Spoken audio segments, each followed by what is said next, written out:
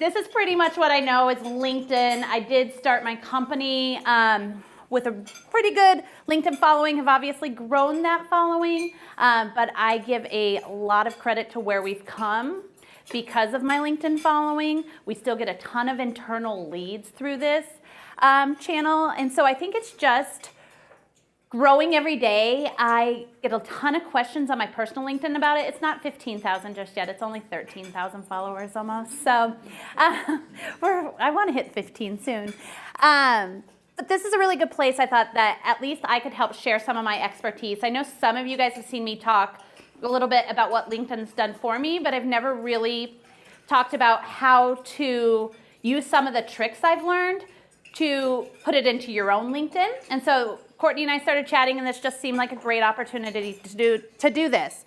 I will tell you, much like most digital marketing, I did not go to school for this because back when I was in school, there was no such thing as LinkedIn, right? As all my young employees out there are like, what?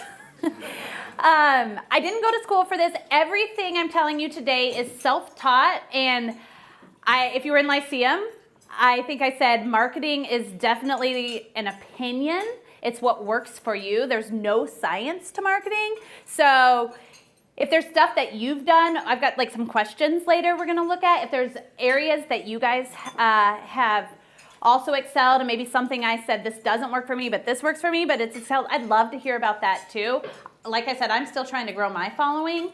So I want to know how you guys are doing it as well. I know there's some of you guys that I just only know from LinkedIn because you have big followings in here. So anyways, so Lillian James Creative is my company. I've got a Liliana Grace and a Devin James, and creative was the most searched word at the time. And if you've been in sales as long as I have, you hit the spam box if it just says Kansas City marketing. So we wanted it to look like it was coming from a female, or from a person rather, so it says Lillian James when you get our emails, and that's kind of where the name came up from. I've always been an entrepreneur at heart, just a little scary sometimes to take that jump. Ended up making the jump because through my LinkedIn channel, Nike came to me on something, wanting to work on some social media. So right here, the girls put this in here. I really am almost at 13,000, I guess. Now I look like a liar. I don't know what it's at today. When we made this, it was 12,858. All of these people that follow me based solely off what I'm going to teach you today, right? Solely off the content I put out there, solely off the engagements, everything I'm going to teach you today. By far, I'm not an expert in any sort of field, any sort of major education. It's just because I've done a really good job of leveraging LinkedIn. Okay, so I think it's really a good place to start to understand why LinkedIn is important and becoming more important. Because I think a lot of us have spent, if we spent any time on social, we've spent it focusing on Facebook, right? Which a couple years ago, this conversation would say leveraging Facebook, because it was really important. Still very important, but what does LinkedIn, why now, kind of understanding that. So I'm gonna give you some facts and stats to wrap your head around, and then we'll kind of start through there. So currently there are over 500 million people that are using LinkedIn. This number is growing every 2 seconds somebody joins LinkedIn, okay? So this number continues to grow. So if you remember Facebook a few years ago, we're kind of just on the same trajectory as we were on Facebook. So where people are joining. Most of us have joined Facebook. Not everybody has joined LinkedIn just yet. Over 260 million of those users use it at least every single month, okay? So they are going on there every single month, at least checking it, seeing what's on there. So over half the users aren't just signed up. It's not just a bunch of bots. It's half the people are actually real people that are using this platform. And 40% of LinkedIn users use it every single day. So they check LinkedIn every single day. I think that stat's pretty interesting because probably because I sit in this spot and I love LinkedIn. I'm like crazy LinkedIn lady. People are always like, I think I have one, or maybe I go on there. 40% of users are checking LinkedIn every single day. So there are a lot more people using it than we realize a lot of times. So who are these people using it? Who are using LinkedIn? 40 million are students and college graduates. So a lot of times, how many people here in the past have thought of LinkedIn as a place to find a job? Oh, gosh, you guys are like everybody else. And it's still a really great place to find a job as well. But there's a ton of other reasons to use it as well. So 40 million students and college graduates. The reason this number is so exciting to me, as well as this number, 87 million users are millennials, that's still 87 out of 500 million, okay? Is because these numbers are awesome. These are people looking for jobs, people starting their careers. But what's happening is they're not the only ones on there, right? So who are the other 400 million plus? Also, if these guys are already using it and doing a good job, we probably got to catch up with them before they start taking all of our jobs, right? If they're already on there. So here's the other people that are using LinkedIn that I don't think people even start to think about. 75% of members have an income higher than $50,000. So that's not the millennials. That's not, I mean, it might be some of them, but straight out of college. I wasn't making that straight up. If you are, I need to know. But 75% of members have over $50,000. That is some major buying power. That is some major decision-making power. 44% of all LinkedIn members have an income higher than $75,000. I read somewhere one time where $74,000 is the number. I think it depends where you live, but $74,000 nationally is what they decided it took to make you happy. That's when you had the extra spending money. It seems low to me too, but I saw your big face. I'm like, me too. It seems low, but that was kind of the number where people would start to make more quick buying decisions, kind of do more of the luxury in life. 44% of LinkedIn users are making more than that. And then this statistic is insane. 41% of all millionaires use LinkedIn. So I'm not friends with a ton of millionaires. By a ton, I think I know one. But a lot of times, if you're looking for an investor or if you're looking for, you're starting a startup, a lot of times, I deal in my space a lot of times where people are they just need somebody to invest in their company to be able to take it to the next level. A lot of these people are on LinkedIn, and we're not even realizing that's where they are. So what do you use LinkedIn for? Most of us think of it as a place to find a job. Looking for a job. 2 million jobs are posted on LinkedIn. So LinkedIn is absolutely a place to find a job. By finding a job, I think finding a job can mean a lot of things now, right? We think of getting a job in the traditional sense of going out, applying, sending my resume, and then waiting for the call, getting the interview, sending the thank you note, landing the job. I used LinkedIn to find the job because that's where I saw it, right? Well, what if you're a freelancer and you're not actually going to go through an interview to land that website that company once built?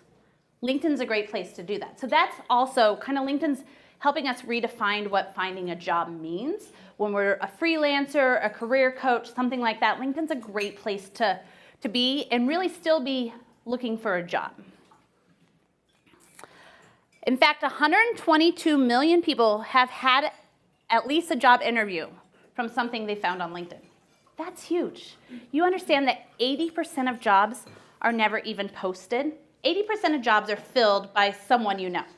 So I ran into 2 people today I've never ever met in person, but we hugged each other because we know each other through LinkedIn. I feel like, and I don't have a stat to prove this, but I feel like that falls in that 20%, right? Because that's when now I know, this is my friend Ryan right here. Now I know, Courtney says I say everyone's my friend. She is though, really. I promise, pinky promise. Say I know Ryan, but we only know each other through LinkedIn. But then I know Ryan does sales training, and I see someone else on my LinkedIn that's looking for someone to come in and do sales training. I'm going to message Ryan. So no, maybe that job never gets posted. It still falls in that 20%, but it was still found through LinkedIn, right? So LinkedIn can help you find a job even if you're not even thinking the sense of getting a job, as well as helping you find employees. 122 million people have had interviews there. That means there's a lot of great candidates out there.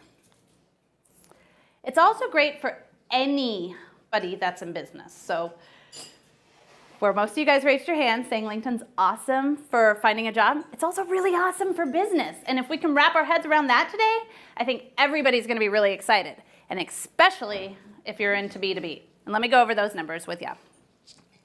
Okay, we're going to play a fun game.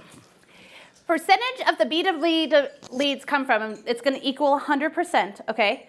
Where, if we were looking at online platforms, does anybody have a guess where 7% of B2B leads come from?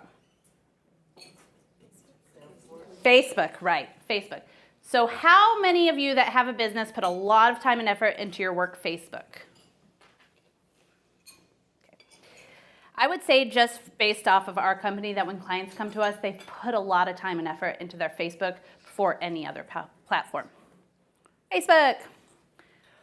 14% come from, where do you guys guess?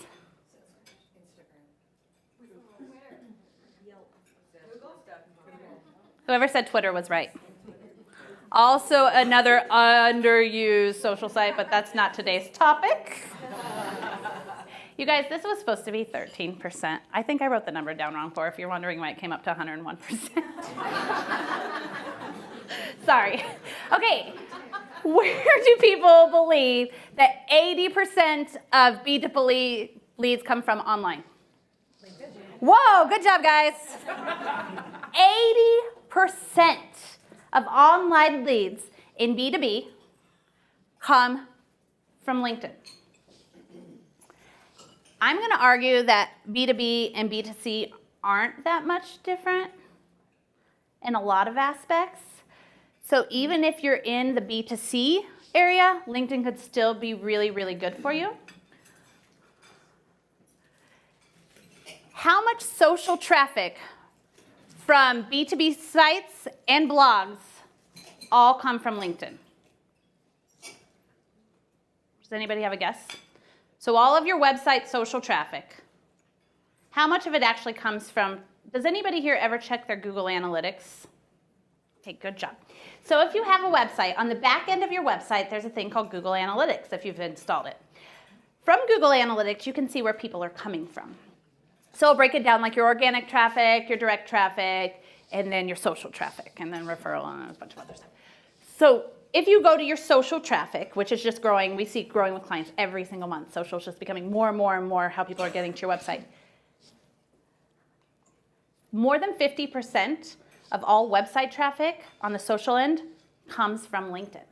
Like if you're not using LinkedIn, or if maybe you have a LinkedIn and sometimes you get on there and sometimes you don't get on there, and maybe it's important, but I got all this other stuff going on, like you're kind of missing the boat because there's a lot of stuff to capitalize on there.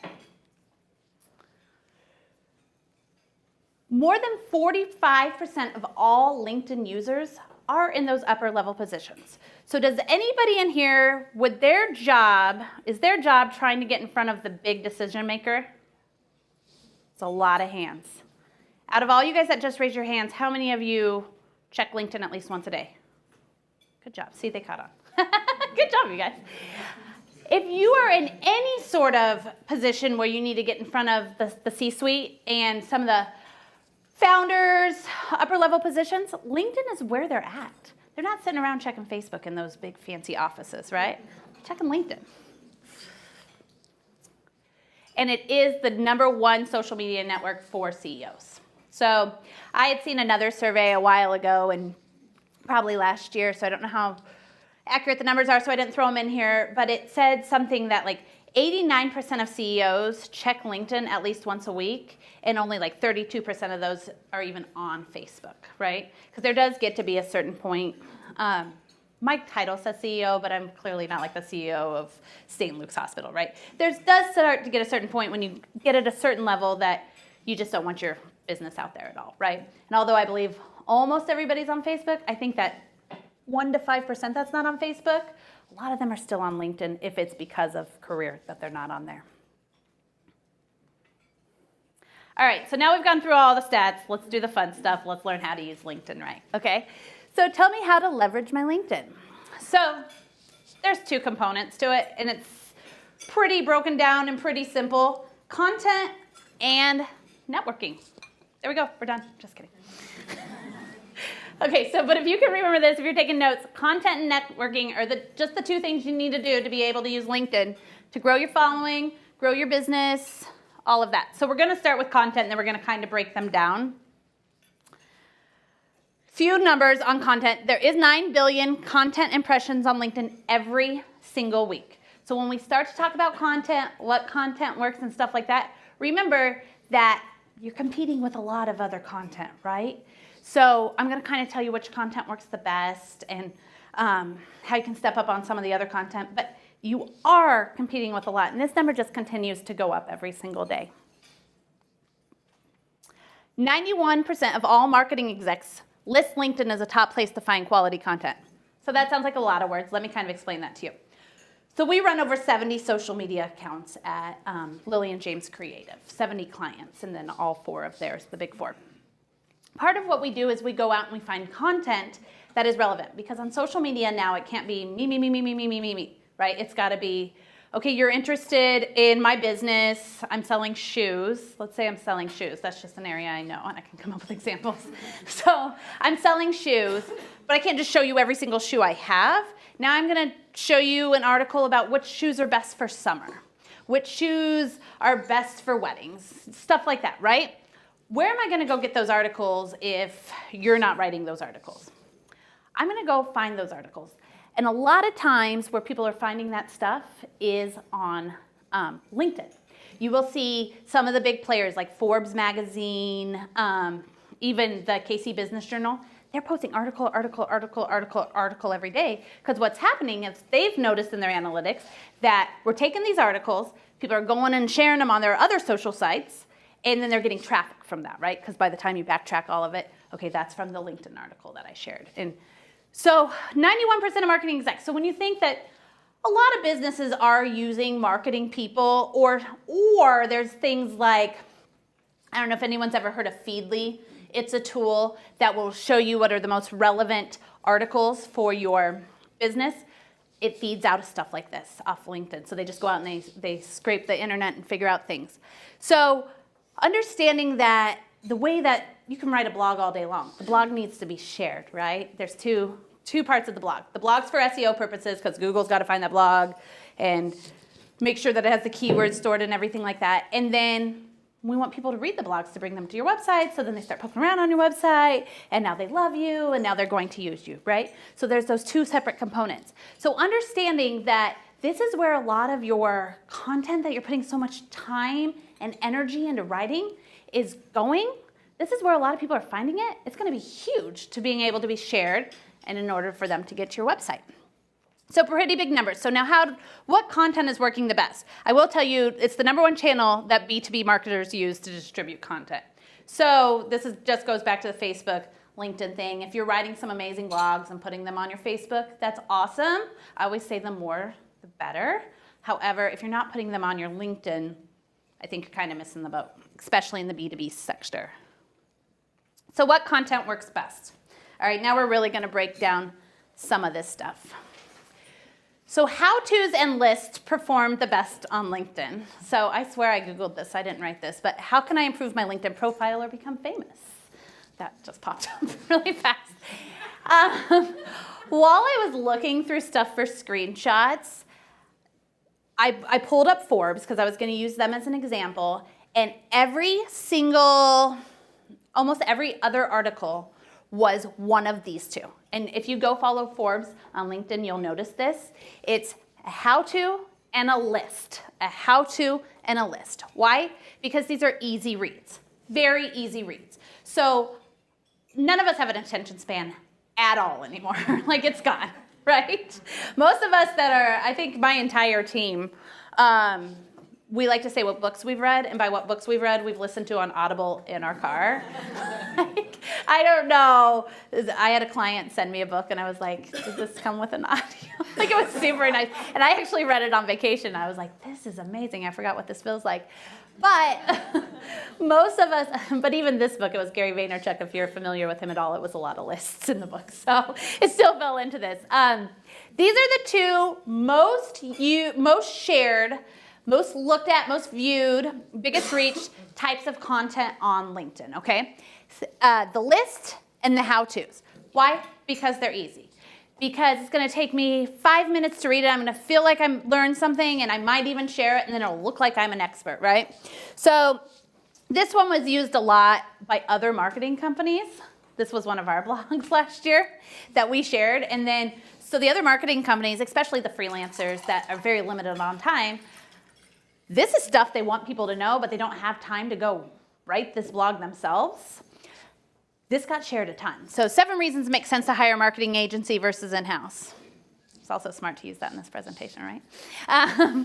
Any sort of list gets shared a ton. It just does. Think about how you read stuff. I was looking at analytics for a salon the other day, and it was the top, we were gonna write a blog. I thought I'd help with blogging because I missed it, and then I did the research more. But we were gonna write a blog on which new products to use, right? So I started looking, and I literally just had to write which products on Google, and all sorts of stuff came up, and they were all lists. Nothing was a long article. Everything was a list with a buy now button, which can be done on here. This is a great way too if you decide to blog on LinkedIn on your own. Has anyone here ever used the blogging tool on LinkedIn? Only 2 people? Oh, she's like half maybe one time.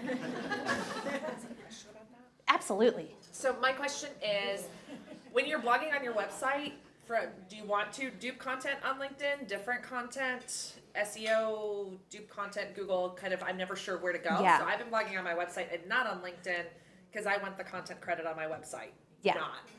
So I'm going to give you my answer today, and then it might change tomorrow because my answer 6 months would have said blog on both, right? Because LinkedIn used to give a notification when you blogged to all of your followers that you blogged. Well, then that got really annoying when a lot of people started blogging. So now they don't do that.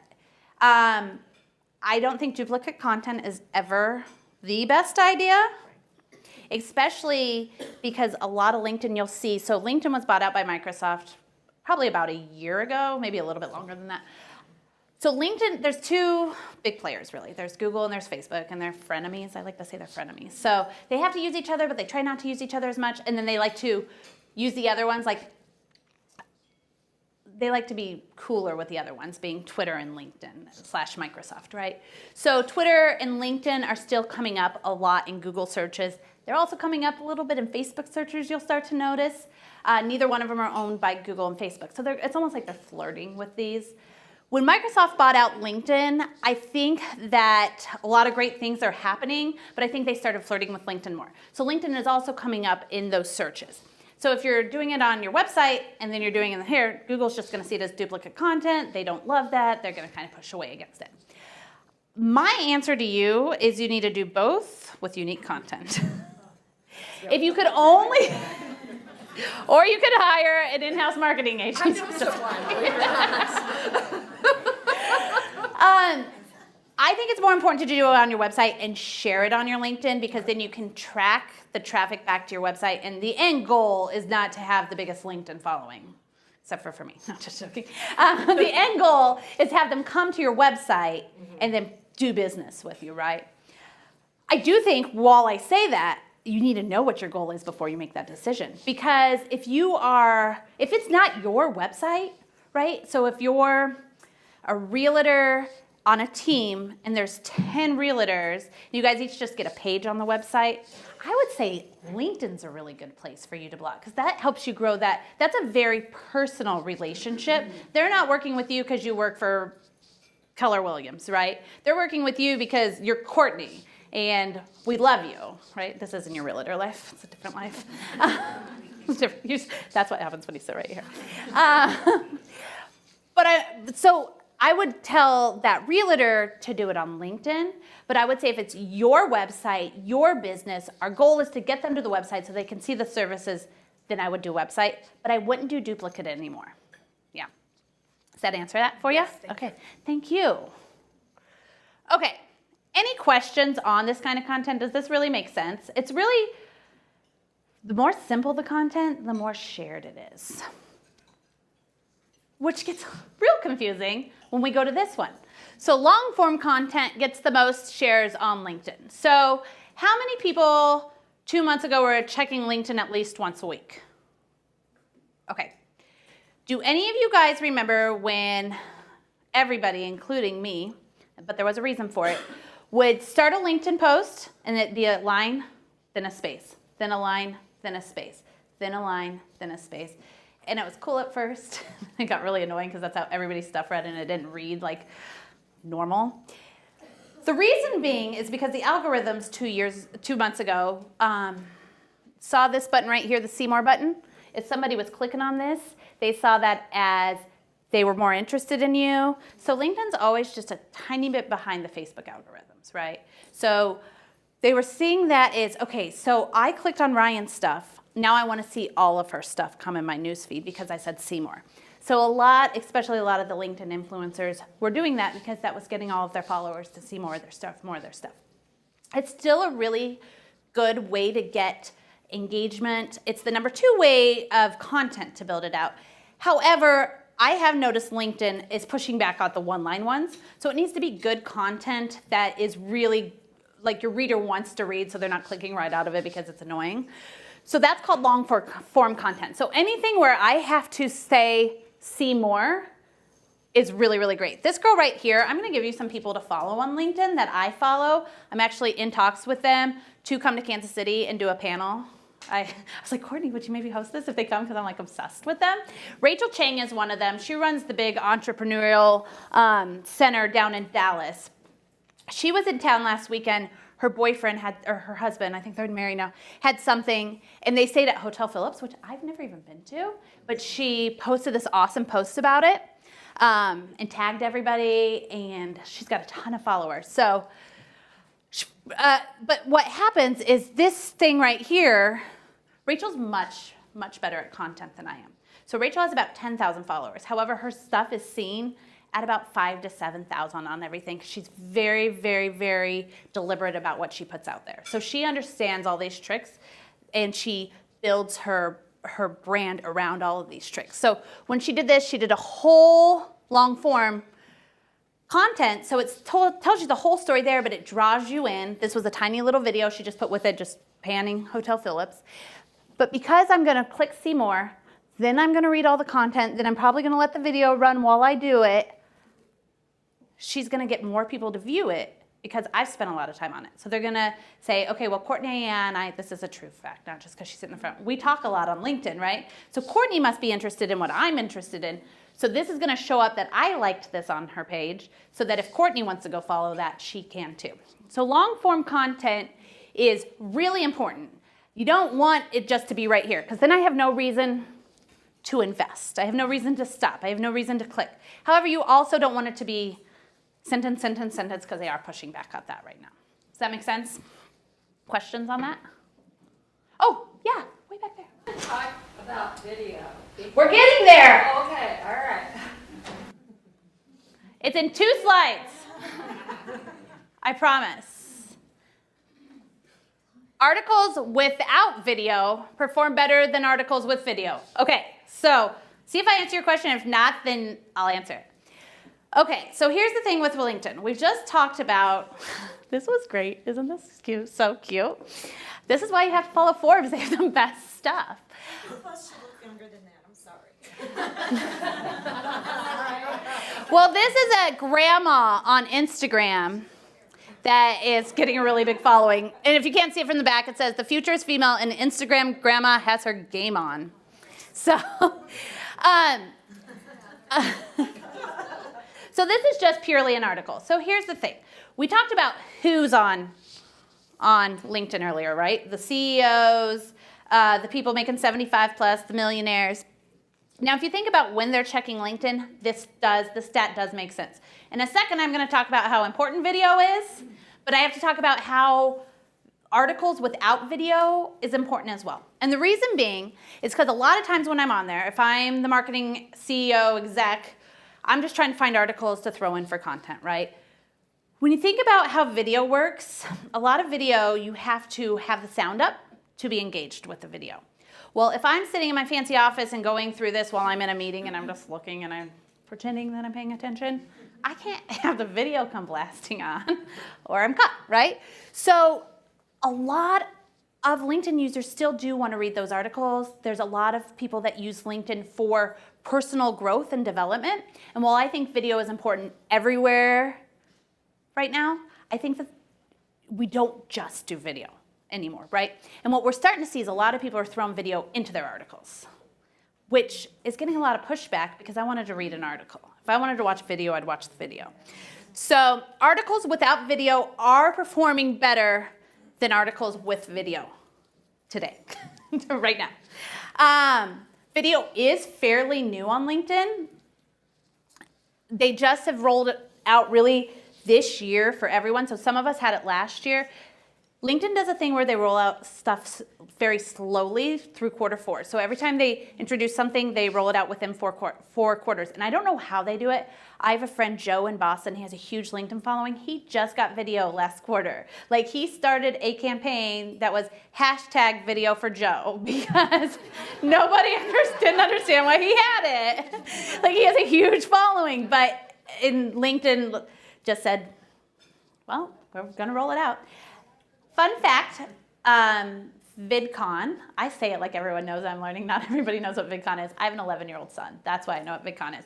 VidCon is the big kind of group that all gets together. Like, I think it was in LA this year, but they kind of show it's always been YouTube. Facebook's been there the past few years. All the big people that are the big players on YouTube, the people that are making millions on YouTube, stuff like that. This year, LinkedIn was at VidCon. So LinkedIn is getting very, very good. This is actually Goldie Chawn. This is one that's in talks to come to Kansas City. This is the largest video producer follower on LinkedIn right now. She looks crazy. She has bright green hair. She runs around with so much energy. But because she's so much different and because she started this, she was one of the first people to get video.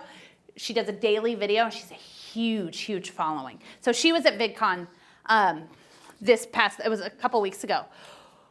Here's the deal. So video on its own is great on LinkedIn, but what we're starting to see, and I used her as an example because I think it's really good, and actually I've got a couple clients in here that I'm going to circle back around with after here because this is something that we've realized the past couple weeks. Video is great on LinkedIn, but because, again, I'm the CEO and I'm sitting in there in a meeting and looking at it, video is working better when we put subtitles on the video.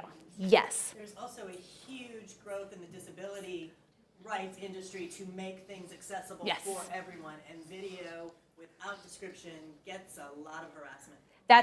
We're actually doing it on a lot of our websites right now too. So that's a really, really good point. But if we just even think about it, how people are just in general, how we watch stuff, how we think about stuff, the only time I have video up is if my boyfriend's in the shower and I'm getting to watch it, because half the time I don't want him knowing what videos I'm watching either, because he might break up with me or something. And but like, we all watch videos and we want to see what it is first before people know we're watching you guys don't have to admit you do it. It's fine. I will admit it. But we watch those videos and sometimes we want to see what it is before we start listening. And to your point, awesome point. Here's the thing. LinkedIn is not as far as Facebook is. So an SRT file. So what an SRT file is on Facebook when it has the little black strip down there and it's saying what the video is, that's an SRT file. It's a box you check. It used to be we had to upload the SRT file. I just recently found out, I was like, you guys are killing the SRT files. They're on every single video. They're like, it's a box on Facebook now. I was like, you're doing so good, John. That's John, my videographer over there. Facebook's got an SRT file inclusion that anybody can do. Every single one of us can check that box. LinkedIn does not have that yet. I'm going to guess they're going to have it within a year. It took Facebook a few years. Like, literally, we had to say from 1 second to 3 seconds, it's these 2 words. And from 3 seconds to 5 seconds. And that's why I thought they were doing such an amazing job doing it on every single little video. LinkedIn doesn't have that yet. So options on LinkedIn are to put your subtitles onto your video. So it becomes a little bit more of a video process, right? However, if you want to be more successful with the video platform, having the subtitles on there are huge. Because if I'm scrolling through, I think this girl grew a lot because before she did subtitles, she's interesting to look at, right? She's got bright green hair. Who can pull that off except for her? Not me. So, however, I kind of look like a a lot of brunettes, right? I'm not that exciting to look at. So when you're scrolling through, if I'm just sitting there like this and you don't know what I'm talking about and you're in a place where you can't listen to me, you're just gonna scroll right by. Well, I've put all this investment into making this video. You know I check my makeup a few times. You know then I got John, we had to put it on our schedule. A lot of you work with marketing companies, you had to go in, you had to research what you were gonna say, you had to try to remember some of the lines so that it looked like you were saying it off the top of your head, all of that. But then people are just gonna scroll by. They're just not even gonna pay attention. That's no fun. So how do you get around that? Subtitles. Because if I'm going through and it says, who are you thankful for? Which I wanna point out that she's also done long form content here, right? So she's given you twice the reasons. And I'm guessing if we would have taken a screenshot of the whole thing, she's also got hashtags, which we're gonna talk about in a minute. But who are you thankful for? What is this girl talking about being thankful for on LinkedIn? That's not a usual LinkedIn subject. I'm gonna listen, right? So adding those subtitles on video are huge if you're gonna be doing video. But also remembering just because LinkedIn has video now doesn't mean we all have to do video all of the time. In fact, when I was pulling screenshots, I was like, video, video, video, video, video. Now video's not standing out because video, video, video, video. Much less the videos where it's kind of becoming those Facebook videos where everybody's video started out, right, on LinkedIn. So understanding that if you are gonna do video, it needs to have content of substance, subtitles, and be something that people are gonna share, like, watch. And if you can get them to turn up the volume, that's even better. What questions did you have about video? How do you do the subtitles? How do you add, what are some programs to add subtitles? Yeah, I have a professional videographer, but I do know that there's different apps. They change all the time. I'm sure a lot of the apps have those on there. The reason that video has always been expensive in marketing is because there are parts of it that apps just can't do. I think apps get better and better every single day.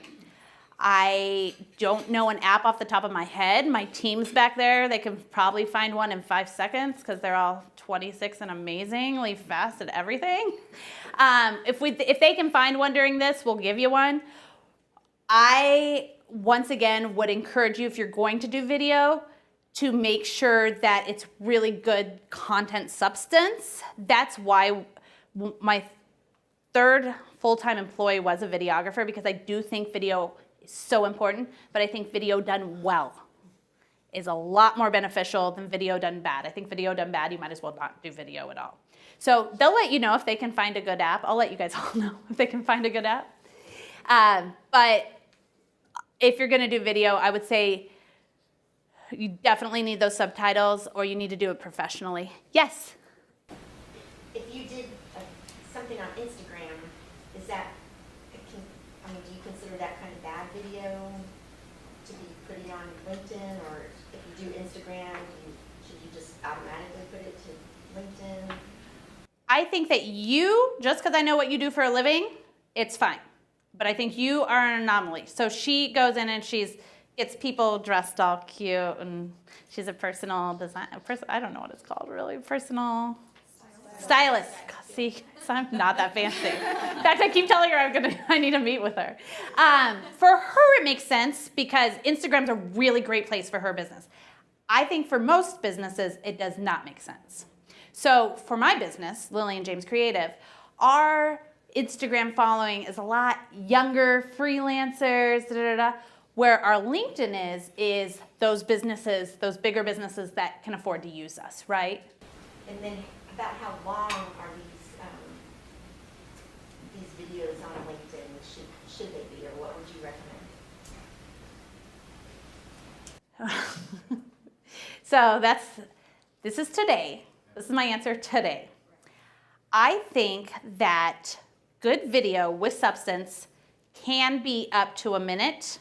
I used to say 30 seconds, but now I think everybody does 30-second videos and there's no substance in them, right? I think anything over a minute right now on LinkedIn, people check out unless it's something that's so exciting. I think anything over a minute, you need to put it as a link and then put it on your profile, which I'm gonna show you how to do in a little bit. I would say right at that minute if it's good substance. If it's not great substance, keep it to that 15 to 30 seconds or just don't do it. And I know it's hard to be like, maybe my substance isn't as great, but I used to, if you follow me at all, I used to do a lot of video without my team because I thought I was a professional videographer for a minute.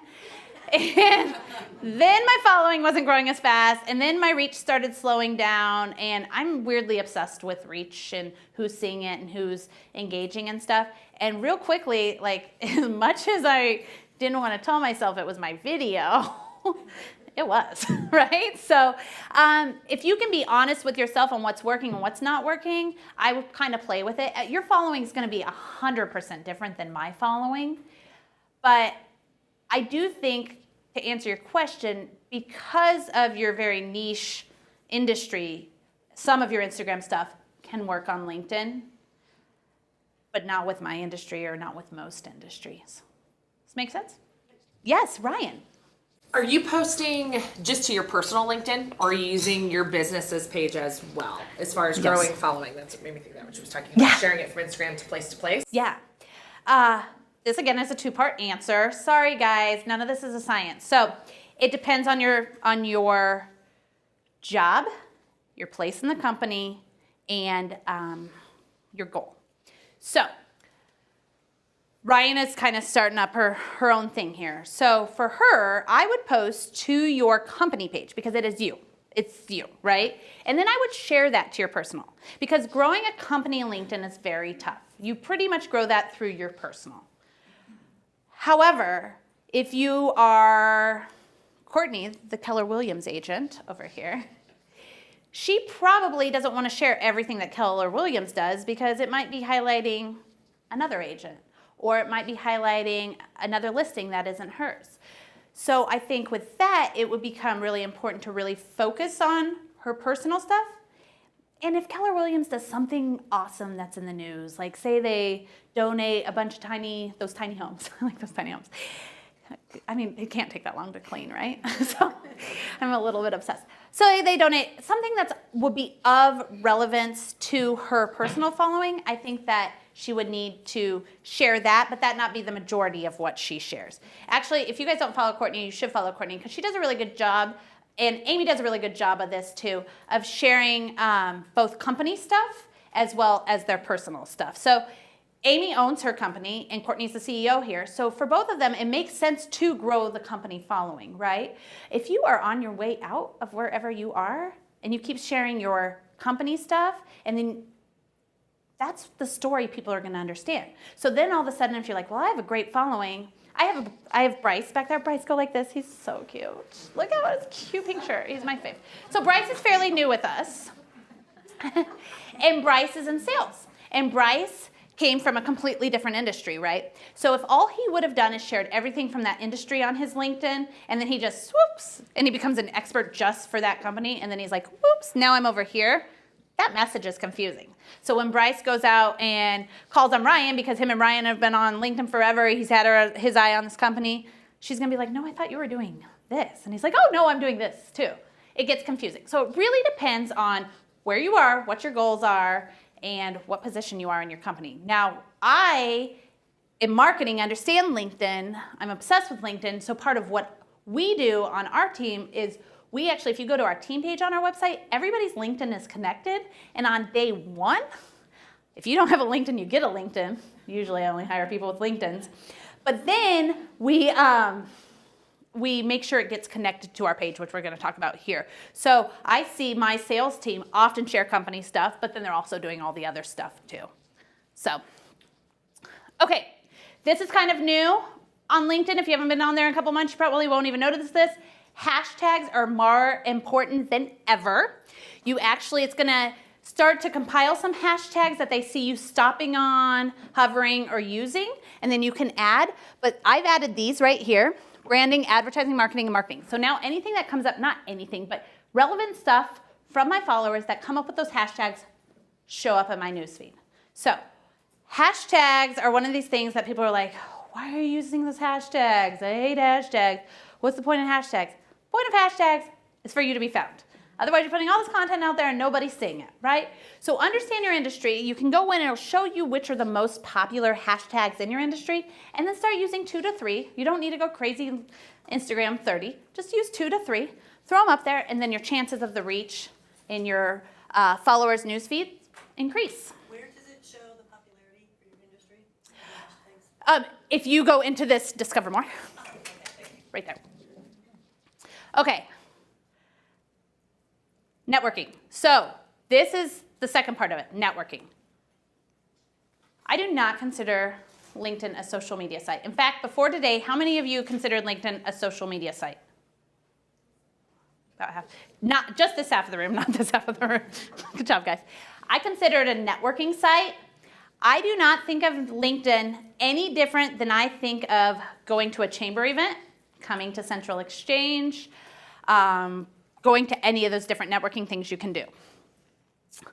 The reason being is because we already work with the people we know. People work with people they like. If you are connecting on LinkedIn with people you may never run into at Central Exchange, like there's not this place, if you go to Amy's thing, we're gonna get it filled up, so go to Amy's sneak peek tomorrow. But there's not a ton of men in here. However, there's a ton of men in some decision maker roles, right? So if my one networking outside of the office is Central Exchange, how do I get in front of these men? Especially on LinkedIn, if I'm not connecting with people I don't know, then there's no point. I have a strict rule that if you ask me to connect and you're a legitimate person that I could do business with, and we all know I'm talking like, you don't look like a bot or anything like that, I connect with you. I connect with you because, one, it's not gonna hurt me. I'm not putting anything personal on there. It's gonna probably help grow my business, and at some point I may run into you, Erin. I met Erin today, and we'd be like, we hug, because we feel like we know each other, because we have been able to connect over LinkedIn. It is a different world, right? It's really, really hard for my parents to understand that my boyfriend and I met on Tinder. Like, that is hard. But then when you scan all those people in the back, a lot of my employees, half of them met their boyfriends or husbands online. It's because it's a different world. And if you think about it like that with LinkedIn, it makes a lot of sense, right? I can't get my feet and my hands in front of every single person in Kansas City, but I can get my LinkedIn profile in front of a lot of people, right? There's 60 of us here today, but I got 13,000 on here. You know how long it would have been for me to find 13,000 people? That would have been a long time. So if you understand it's a networking site and not a social media site, then a lot of this stuff starts to make sense. Okay, I'm gonna go through this kind of quickly because this hour that was gonna take so long didn't take that long. Okay, so I wanna show you some tips on optimizing your profile to be found. So, right in front of you, you have a free headshot. So if you do not have a good headshot on your LinkedIn, you have no excuses as of today. You just need to call our office. We'll get you in. It doesn't cost any money. We're not going to give you a sales pitch or anything. In fact, get to work with John over there, who's the nicest person I've ever met my entire life, and get a free headshot. Having a headshot that is you, that looks like your business. So I'm allowed to have this crazy headshot, right? Because I'm in marketing. Do you think if I was a lawyer, this headshot would work? Not unless I worked at Jungle Law or whatever, that one with the billboards, right? So if I was an attorney, I couldn't have this headshot. However, as a marketing person, this is perfect, right? It makes me a little bit different. We threw the border around there for us, and it kind of brands me. This is my headshot. Don't have your husband in your headshot.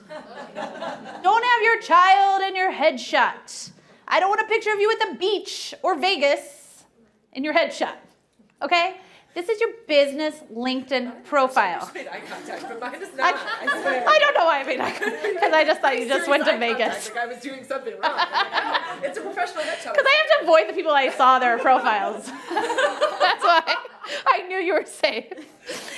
This needs to be you. If I want to learn about your family, I'll go stalk you on Facebook, I promise. All right, here's a little trick, headline. So, if you heard me in Lyceum talk, then you already know this and you've already changed yours, because I got 50 emails that day of people that changed theirs and asked me to look at it. I was so excited. This right here is your headline. So, if you look on your LinkedIn right now and it says insurance agent, attorney, I don't know, career coach, you're doing it wrong. What I mean by that is, sorry, can you hear me? Okay. What I mean by that is this is what comes up under your name every single time you hit somebody's newsfeed. Every single time you comment, every single time you like, every single time you engage with someone, this headline comes up. This needs to stand you apart from every other insurance agent, every other attorney, every other career coach. Mine says, I'm busy proving your circumstances do not have to define your success, CEO plus founder plus speaker plus single mama. You know why? Because that kind of tells you a quick gist on me, and then it kind of makes you want to know more about me, right? A little bit, maybe. So what it does is it shows up, I'm busy proving ... and then people have to click on it. And then LinkedIn's like, whoa, people really like her. We should show her more often, which is really what happens. I also get emails all the time on LinkedIn that say, could you tell me a little bit more about your circumstances? I'm going through something tough right now. It also opens me up. Part of my thing is that I'm a little too blunt about my life, a little too open book sometimes. It works for me.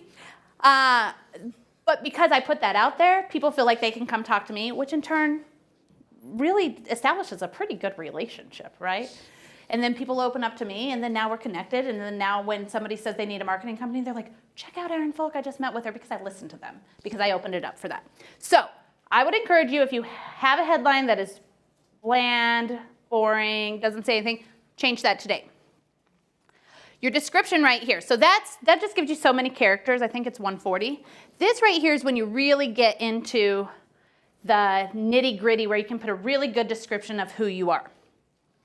Right here. And then what's also cool in this, you're starting to see that, I'm starting to see people use this a little bit more, is if there's a link of you anywhere, if you've been in the newspaper for something, if you have a YouTube, if you brought a videographer with you to something and made a YouTube video, right here, all of your links, this is just a link on YouTube. You can start to, we have a client that she's won every award out there, right? So her links just keep going. It says show more, keep going. So if someone goes to see if they want her to speak, well, of course, I'm the only person that hasn't had her speak. I need to get my link on there, right? So making sure your description, and as well as a little bit of place to brag on yourself right there, is filled out, because people are going to go look at your profile, kind of make a quick decision there. Experience. Especially if you own your own company, and this right here is the gray, that it does not have a page, you have to fix it right away. What happens here is you can now click on that Lillian James and go to my company page and follow my company page as well, right? This also allows us to, this is what I was saying, I have all of my employees click on that they work here, because now people can go to Lillian James and see, oh, well, this is a legit marketing company. They have a lot of employees. They are all on here. They can check people's experience out, stuff like that. In my industry, you just have to own a laptop to call yourself a marketing company, right? So how do we set ourselves apart? I need people to see that John's done the whole thing. He started in TV, and then he worked for the state of Texas doing all their videos. I need them to see that experience. I can't get in front of everybody to tell them that. And John's so humble, he's never going to tell you that. It's on his LinkedIn. So making sure that that connects to your company and that it has a good description of what you do there. This is one that I see a lot of people miss. So let's see. This, if you sit on anything for Central Exchange. So I don't know how I got on this thing. Classy sent me a nice email. Then I had a lot of opinions, so I might not be invited back. But any sort of volunteering you do is awesome. Why? Because there's a million people already doing your job. There's a million people out there. What stands out from what you're doing day to day? So Central Exchange is an awesome thing. You're a member of Central Exchange. That's an awesome thing to put on there. If you go and you build houses with Habitat for Humanity, only if you do it, even if you do it quarterly, you can put that on there under the causes. These are volunteer experience. One of the things that I have done is through Junior League, if you're familiar with Junior League at all, I could put that I've been there in 9 years, but Junior League, you change placements every year. So I've done a really good job of putting each placement so that they can see it's kind of all sorts of different stuff. Now, I always end up kind of doing some sort of marketing, but it just shows that I have even more experience. And I set this up really like this when I was going to start my company, because I wanted people to say, like, I was going to be walking into people saying, I have nothing with our logo on it. Will you please come on as a client, pretty please? So really dug into all this.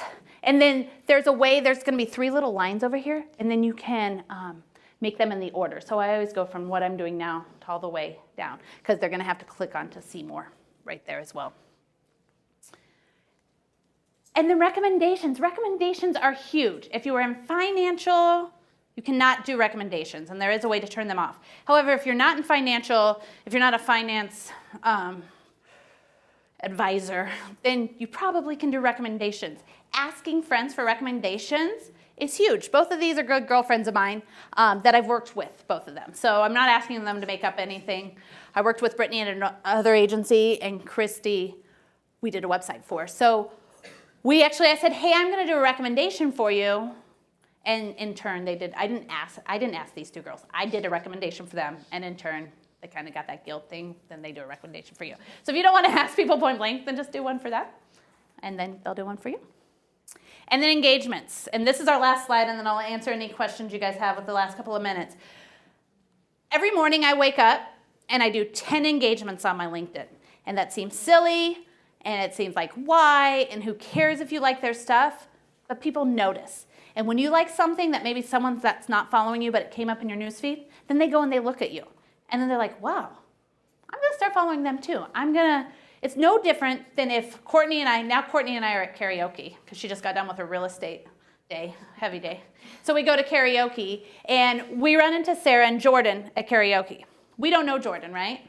But we know Sarah because we see her at Central Exchange all the time. We're not going to be weird and not talk to Jordan. Well, I'm not going to, are you? Okay. We're not going to be weird and not talk to Jordan. We're going to be like, oh, nice to meet you, Jordan, and we're all going to hang out at karaoke. But that's how it is on LinkedIn. People aren't going to be weird and be like, no. If they see other people are engaging with you, like we see Sarah's talking to Jordan, we're going to talk to Jordan. That's exactly how engagements work. So 3 good, easy, simple ways to engage, help grow your following, help grow your network. Just making a cute little comment on something, giving somebody some encouragement. Great article. Somebody at the top, she cut off the stuff up on top, but this was his first LinkedIn article, right? So I took a minute to read through it, and I wrote, great article. It took me 2 seconds. Right here, this one, I like it. You know why I like it? Because you got this down right here. You got the captions on for me. So I liked it. Well, look, he's got 68 likes, 33 comments, 751 views in 2 hours, right? I'm going to go ahead and guess me liking that. It's going to show up in some of my 13,000 feet, and I'm going to help that guy. And he's probably going to circle back around, and he's friends with Joe. Hashtag get Joe video or whatever. That's how I saw him in my news feed. And then this is the blog section that she was kind of talking about.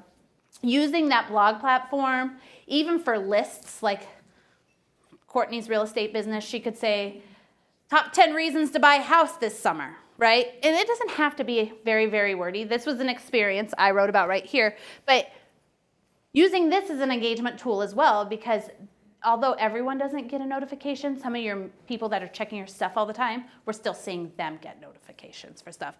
So liking, commenting, sharing stuff. If you follow me at all, you see I'm like obsessed with Forbes. I share a lot of Forbes stuff. And I share a lot of Forbes Kardashian stuff because nobody's done any of this better than the Kardashians. And what happens is because Kardashians is such a trending thing, I get a lot of views from that. Even though it's not my article, I've just shared Forbes stuff. When you see the Kardashians in LinkedIn, you're like, what? And you stop and you read it. And then it's Forbes, so they've made sense of it, so you like it. So just understanding that sharing, commenting, and liking, and offering the content within their platform are huge deals and will help grow your network. All right, what other questions? Hello! I didn't see you back there. I'll just shamelessly say, Lillian James does some work for us at Family Rogers, and they're amazing. Aw, But my question thank you. is, LinkedIn Premium, we have that, and all I know I can do with it is email someone I'm not connected to. What else can I do? Yeah, okay, so LinkedIn Premium, I am not on LinkedIn Premium. The reason is because I don't think I think they're experimenting too much now for the cost for me. However, I am in a group on LinkedIn, it's Women of LinkedIn group, that is kind of some women that have some major following. And we were having this discussion, I was observing this discussion yesterday. A lot of the major players on LinkedIn use LinkedIn Premium because there are a bunch of different features. They add features, subtract features. I used it a lot when I was in sales because you could really filter who you wanted to get in front of. I think the biggest deal for LinkedIn Premium right now is I do think they're showing you a little more if you're using LinkedIn Premium, and I think that you get more of the messages. So if you're more comfortable messaging someone before you connect with them, you can get a few more of those on some of the ones that are on major lockdown. It used, for me, when I used it in sales before, there was a lot better way to filter stuff. They've kind of taken some of that away, and I see them taking more of it away with the Facebook privacy stuff that's going on. I see LinkedIn kind of starting to do that.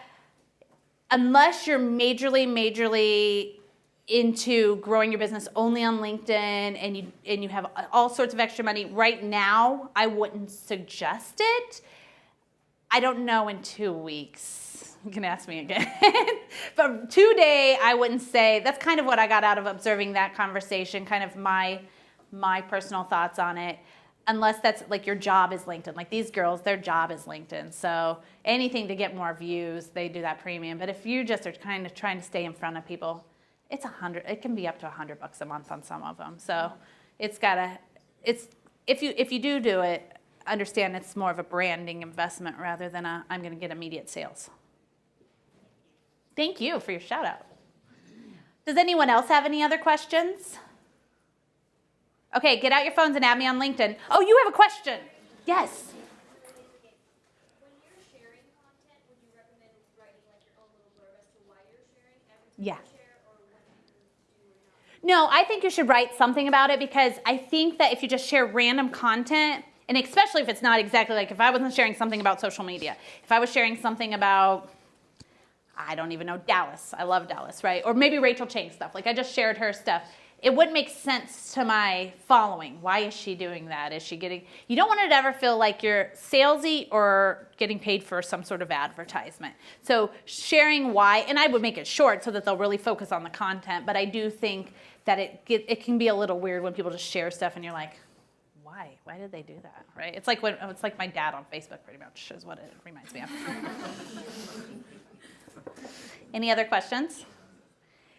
Okay, well, I hope to see you all for headshots, and add me on LinkedIn, and I'll answer any questions on there too. Thank you.